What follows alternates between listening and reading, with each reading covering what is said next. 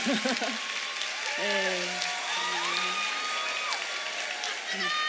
네. 제가 시킨 건 아닌데 저런 플래카드까지 준비한 분들에게 영광을 돌리고 싶습니다. 네. 안녕하세요. 더 플레이 컴퍼니의 강윤정입니다. 반갑습니다. 제가 오늘 또 저의 개인적인 재미있는 이야기를 하나 해드리려고 하는데요.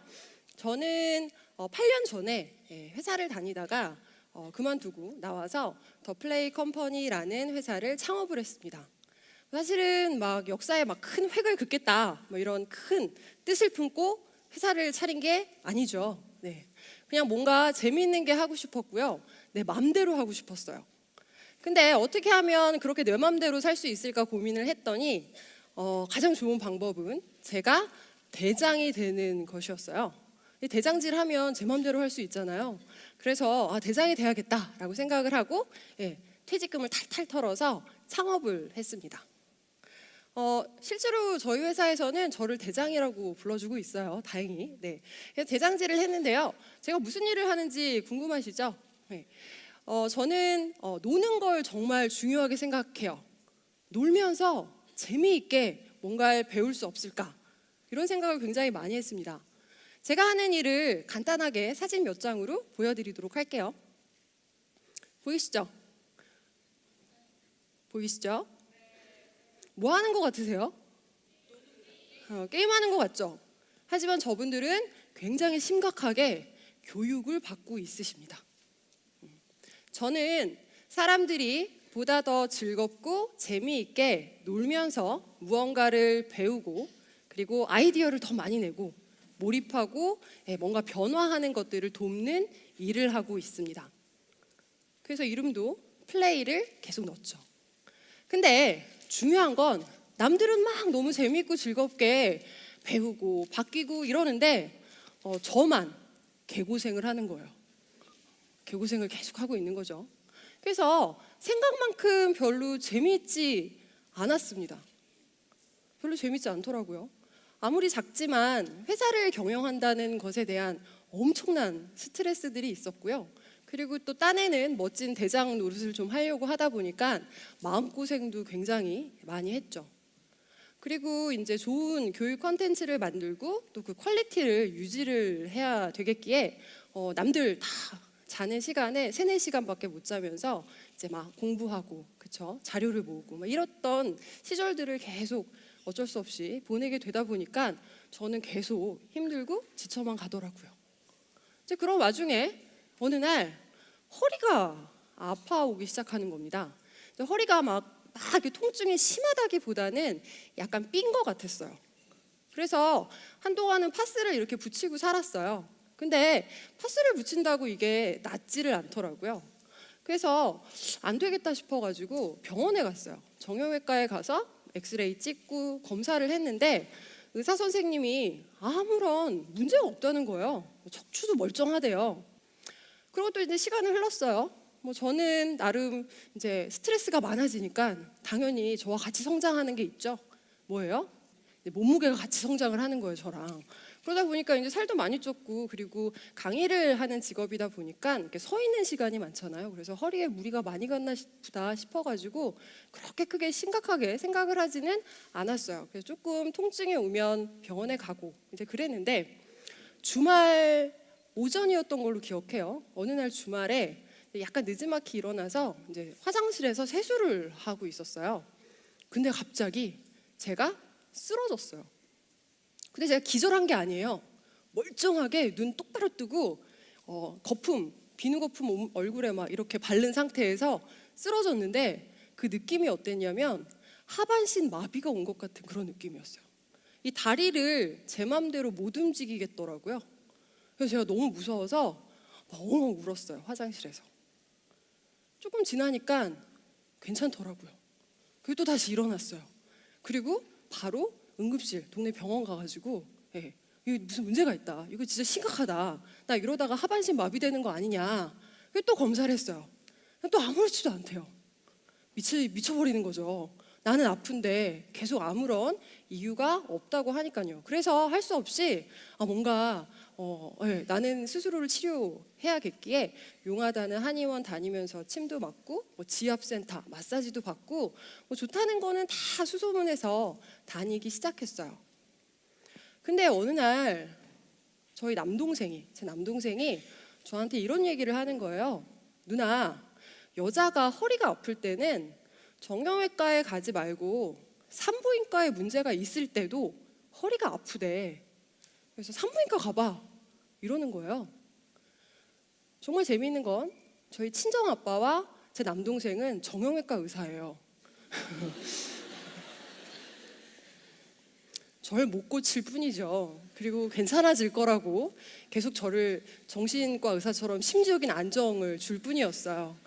그래서 뭐 나는 의사니까 믿어야겠다 싶어가지고 이제 월요일 날 동네 이제 산부인과에 갔습니다. 동네 산부인과에 가니까 이제 뭔가 허리가 아픈데 이유를 모르겠어요라고 했더니 초음파 검사를 하시더라고요. 그리고서는 이제 검사 결과를 진료실에 앉아서 기다리고 있는데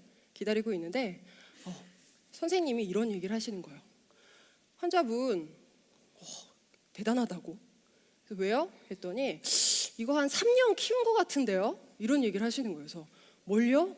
했더니 제 뱃속에 지름이 13cm나 되는 혹이 있다고 하시는 거예요. 네. 여러분 그 혹이 잘 감이 안 오실까봐 아까 그렇게 그렇게 집어 던져버리신 깜짝 놀랐어요. 그래서 이 패대기 쳐진 얘를 가져왔어요. 제가 뒤에서 열심히 불었는데 그걸 던지시더라고요. 그래서 요만해요. 물론 이렇게 완벽하게 구형은 아니지만 이만큼 크다는 거죠. 그래서 이게 제 이렇게 뱃속에 있는 거예요. 그 의사 선생님이 놀라시는 거예요. 아니 그걸 몰랐냐고. 뱃속에 그만한 게 있는데 이게 웬만한 그 태아 머리통만 하대요. 그게 있는데 몰랐냐고. 그래서 제가 얘기했죠. 똥 뺀 줄 알았다고. 이건 제 똥 뺀데요. 이제 그렇게 얘기를 했어요. 당장 떼야 된다는 거예요. 당장 떼야 된다. 이거 3년 키웠다 이거는. 그래서 제가 어떻게 하면 되냐고 이제 여쭤봤더니 일반적으로 이제 그런 혹을 자궁 근종이라고 해요. 근데 저는 이제 자각 증상이 전혀 없었죠. 그냥 허리만 아플 뿐이었어요. 그래서 나는 왜 몰랐을까요? 라고 여쭤봤더니 일반적으로 자궁 근종은 이제 자궁 안에 있는데 저는 이제 바깥에 있었던 거예요. 그러니까 자각 증상이 전혀 없었던 거죠. 그래서 네가 몰랐을 거다. 근데 문제는 보통 2, 3cm 정도만 되면 보통 다 이렇게 간단하게 수술로 처치를 하는데 너는 너무 커서 이제 전신 마취를 하고 개복 수술을 해서 애 낳듯이 그렇게 빼야 된다는 거예요. 그래서 제가 이제 너무 놀랬죠. 그래서 우선 알았다고 이제 하고 집에 돌아와서 가족들한테 이 사실을 알리고요. 결국 수술은 3주 뒤에 잡혔습니다. 3주 뒤에 수술이 잡혔어요. 그래서 3주를 이제 기다리는 동안 제가 이렇게 포기하고 이러고 있었던 게 아니라 이제 밀린 일들부터 시작해서 제가 한 일주일 입원한다고 하더라고요. 그래서 그 일들 다 미리미리 해치워야 되니까 오히려 더 바쁜 거예요. 막 정신없이 일들을 해치우고 있었는데 수술 날짜 딱 일주일 전이었어요. 딱 일주일 전에, 그러니까 전주에 미팅을 하고 있는데 정말 갑자기 허리가 아니에요. 배가 너무 아픈 거예요. 그래서 이게 이제 수술을 곧 해야 되니까 이제 아픈가 보다 이런 생각이 그냥 단순하게 들어서 이제 회사 친구한테 부탁을 했어요. 집까지 좀 데려다 달라고. 걸을 수도 없겠더라고요. 그래서 집에 가서 진통제 몇 알 이제 먹고 잤어요. 잤는데 저녁 8시쯤인가 일어났어요. 딱 일어났는데 정말 아주 신기한 경험을 했어요. 내 몸속에서 뭐가 퍽 하고 터지는 것 같은 그런 느낌이 드는 거예요. 푹 하고요. 그래서 그러면서 이제 따뜻해지는 게 아니라 차가워지기 시작하는 거예요, 온몸이. 그리고 조금 시간이 지나니까 숨을 못 쉬겠더라고요. 그래서 숨을 어떻게 쉬었냐면 이렇게 쉬었어요. 숨 못 쉬니까 어떻게 되겠어요? 말을 못 하죠. 근데 불은 꺼져 있고 침대에 전 누워 있고 그래서 막 온갖 거 주변에 있는 거 막 집어 던지면서 이제 바깥에 있던 마루에 있던 가족들이 이제 왔고요. 그래서 저는 바로 119에 실려서 이제 병원 응급실로 갔습니다. 응급의가 하는 얘기가 들리는 거예요. 저도 말은 잘 못하는데 응급의가 이런 얘기를 하는 거예요. 저희 막 엄마랑 아빠가 이제 너무 걱정이 되시니까 이제 작은 군종 제거 수술을 앞두고 있어서 얘가 이런 것 같다 그랬더니, 그런 이제 혹을 제거하는 수술로는 절대 이런 일이 벌어지지 않는데요. 그러니까 이 사람은 뭔가 다른 원인이 있어서 지금 이렇게 쇼크 상태가 온 거다라고 해서 검사를 좀 해야겠다. 그래서 검사를 몇 개를 했어요. 그리고서는 놀라운 사실이 밝혀졌죠. 첫 번째, 제 뱃속에 피가 가득 찼대요. 두 번째, 제가 임신을 했다는 거예요. 더 놀랍죠? 저는 두 번째가 더 놀라웠어요. 에? 그 막 숨어 쉬는 와중에도 그럴 리가 없다고 이제 그랬거든요. 근데 뭐 지금 상황이 막 너무 급박하니까 바로 이제 응급수술을 해야 된다라고 해가지고 이제 바로 저는 응급수술을 받게 됐어요. 이제 수술을 받으려면 이제 마취를 하죠. 그래서 이렇게 호흡기를 딱 대고 이제 의사 선생님이 그러더라고요. 10부터 1까지 세세요. 그래서 제가 외쳤어요. 10, 9, 8. 그리고 기억이 없어요. 눈을 탁 떴는데 여기는 수술실이 아니더라고요. 회복실이었어요. 링거병이 이렇게 보이더라고요. 그리고 동시에 몸에 엄청난 통증이 이제 밀려오기 시작했어요. 이제 마취가 풀리면서 아픈 거죠. 저녁에 교수님이 저를 집도해 주신 의사 선생님께서 오셨어요. 그러면서 이제 제가 막 감사하다, 수술 잘 되게 해주셔서 감사하다 이제 인사를 드렸는데, 교수님이 이제 상황 설명을 해주시기 시작하는 거예요. 환자분 쇼크가 온 게 이유가 있다는 거예요. 환자분이 임신을 했는데 아쉽게도 불행히도 이제 자궁외 임신이 됐던 거예요. 그래서 정상적으로 이제 잘 자리를 잡지 못하고 이제 바깥으로 이제 복부 쪽에 이제 큰 동맥 쪽에 이제 붙었는데, 보통 이제 그런 이제 수정란들이 착상할 때는 이제 보통은 이제 피를 통해서 영양분을 섭취하기 때문에 이게 혈관에 붙는데요. 걔가 이제 동맥에 딱 붙어 있었는데, 걔가 이제 아무래도 크게 되니까 무게를 견디지 못하고 얘가 떨어져 나가겠죠. 이제 그러다 보니까 이제 혈관을 이제 뜯어낸 겁니다.